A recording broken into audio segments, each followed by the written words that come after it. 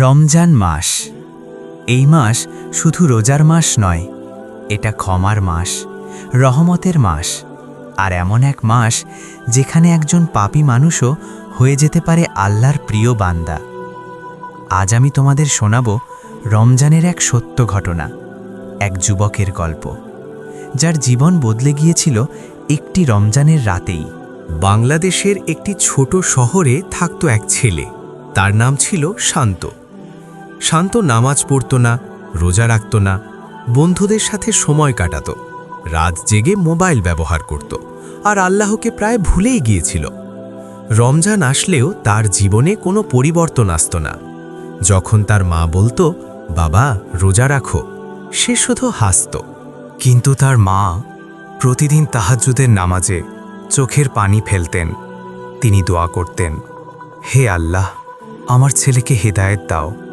সেহেরির সময় মা ডাকতেন, কিন্তু শান্ত ঘুমাতো। একদিন মা কাঁদতে কাঁদতে বললেন, রমজান চলে যায়, কিন্তু তুমি বদলাও না বাবা। এই কথা শুনেও তার হৃদয় নরম হয়নি। রমজানের ২১তম রাত, চারদিকে নীরবতা। মানুষ তারাবি পড়ে ঘুমিয়ে গেছে। হঠাৎ রাত ২টোর সময় শান্তর ঘুম ভেঙে গেল। কোনো শব্দ নেই, কিন্তু তার বুক কাঁপছিল। সে অনুভব করল তার হৃদয় অদ্ভুতভাবে ভারী হয়ে গেছে। সে উঠে বসল এবং হঠাৎ তার চোখে পড়ল তার মায়ের জায়নামাজ। মা তখন সিজদায় কাঁদছেন। মায়ের কান্নার শব্দ তার হৃদয়ে আঘাত করল। মা বলছিলেন, হে আল্লাহ, রমজান শেষ হওয়ার আগে আমার ছেলেকে আপনার পথে ফিরিয়ে আনুন। এই দোয়া শুনে শান্তর চোখে পানি চলে এলো। সে প্রথমবার ভাবল, আমি কি সত্যিই এত দূরে চলে গেছি আল্লাহর থেকে? তার শরীর কাঁপতে লাগল। সে ধীরে ধীরে জায়নামাজের পাশে বসল। সেই রাতেই শান্ত প্রথমবার ২ রাকাত নামাজ পড়ল। তার চোখ দিয়ে অঝরে পানি পড়ছিল। সে বলল, হে আল্লাহ, আমি অনেক গুনাহ করেছি, আমাকে মাফ করে দিন। সে রাত ছিল তার জীবনের টার্নিং পয়েন্ট।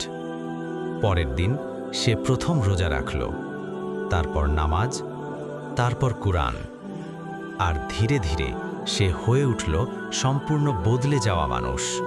রমজান শুধু ক্ষুধা আর তৃষ্ণার নাম নয়, এটা আত্মার পরিবর্তনের মাস।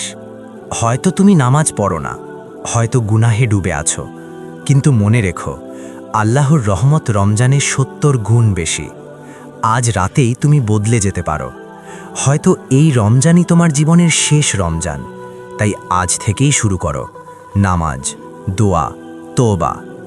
রমজান এসেছে, তুমি কি বদলাবে নাকি আগের মতোই থেকে যাবে? আর ভিডিওটা ভালো লাগলে লাইক, সাবস্ক্রাইব করো।